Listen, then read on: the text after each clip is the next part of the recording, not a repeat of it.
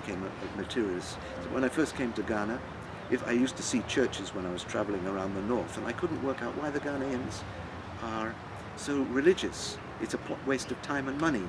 But I've now realized, through the type of Christianity they've created here, it was very different. I would have been a Christian if I'd been born in Ghana. My son's a Christian because he was born in Ghana. But this is, you know, and of course the music is so important to the church.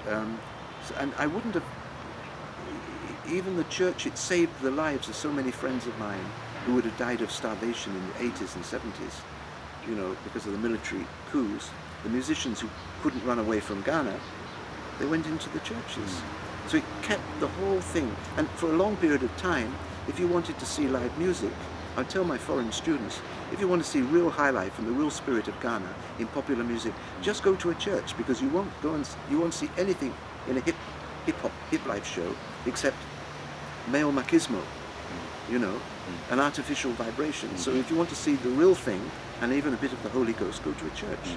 So the church, through that I realized that the church was actually keeping, through how it was keeping music alive, the concept of a spiritual music that you can become possessed, or, you know, not necessarily possessed, but at least entranced by. I mean, it was all happening in the church because it moved. There was nothing happening with the hip life musicians. It was all to do with individual narcissism. So this was happening in the church, and so it is. And then I've realized now that the church, the best way I can explain the church to say to yourself, especially if you were an American, is the black church. Look, the whites in America, I'm talking about specifically the United States of America, where the cruelest form of slavery ever devised by human beings was probably instituted, where they were considered to be 3/5 human. They weren't allowed, where whites and blacks were not allowed to marry, because it was Protestant. The Protestant racism was the worst, far worse than the Catholics. And so then they did something else. Part of the racial policy was to break up the black American family. And I don't know if you know this. You've heard of the word lynching, right? Lynch was a guy who wrote a pamphlet, How to Keep Slaves. Lynching was the last resort. One is to divide and rule, so the house slaves, field slaves. But his other policy, and it was taken up by the whites in America, the slave masters, was to destroy the African slave family. So as soon as a woman had children and a husband in your plantation, you took the husband out of the plantation and transferred him to another one, so that none of the families had men heading them. And so the families were run by the grandmothers and the mothers. And the reason they did this was that they wanted the youth, the boys, to have no balls, no male role model, you know, to fight, stand up for your rights. What happened is it backfired in America, seriously, as we're now seeing. It meant that the first authority figures in your household, your family, that a boy saw was his mother and his grandmother. So instead of becoming sissies, effeminate, they became, their male identity was threatened, and they started to hate women. This is where the roots of black American misogyny came. And then, this is the most disastrous part of the story. Once you institutionalize a trauma like that, not into a person, but into a family structure of a whole people, it's transmitted down the generations. So this original trauma of marginalizing the man and creating a matriarchal black family, but based on slave matriarchy, not African matriarchy or anything, but the slave matriarchy. So the man is always marginalized, has created this permanent distortion and upset the balance between the sexes of black Americans, and it's been passed right down to the present day. Motherfuckers and all this language. It doesn't never occur. When black Americans come here, they notice that the hatred between men and women is not as intense as it is in black America. Ghanaians do not use those foul languages on their mothers, because the African family was never destroyed by colonialism.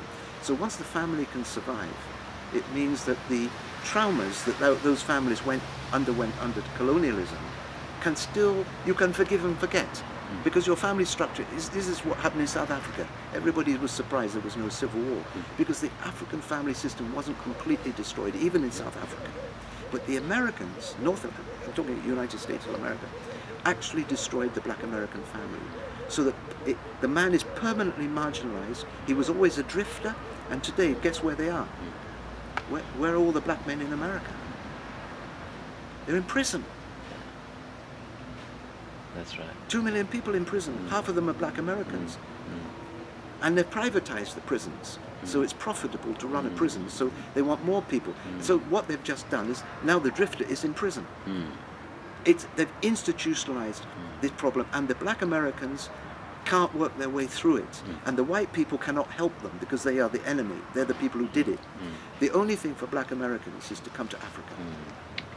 And there the healing can occur, but it can't heal. In fact, the situation is very serious now in America. But what I'm trying to say is that when this happened to the black Americans, their family structure was completely destroyed, right?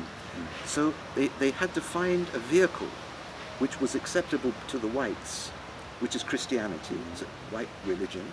So they sort of adopted Christianity as slaves and created the black churches and the spirituals.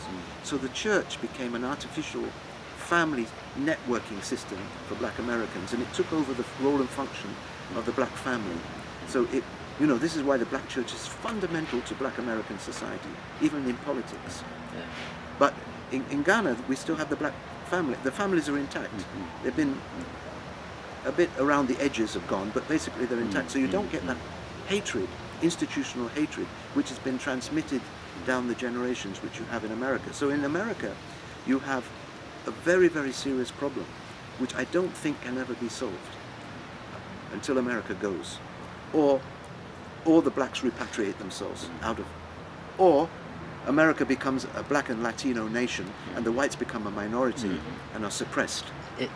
It's going this way. Yeah, but it's not, because the whites have all the institutions. They have the army, the police, the prisons.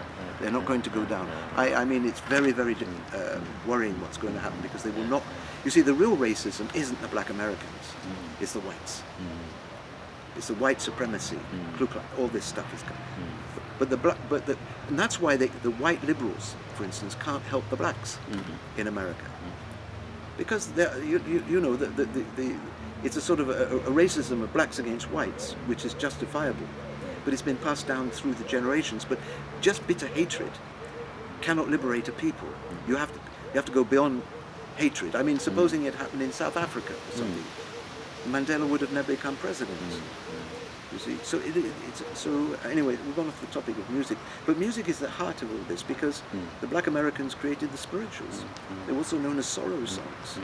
It was their first musical expression, which the whites didn't punish them for, because it was Christian, but there were a lot of disguised references to slavery in Egypt and Moses and all this. But a lot of people, I think a lot of black Americans feel that when they come to Africa, they'll find the same relationship between the sexes.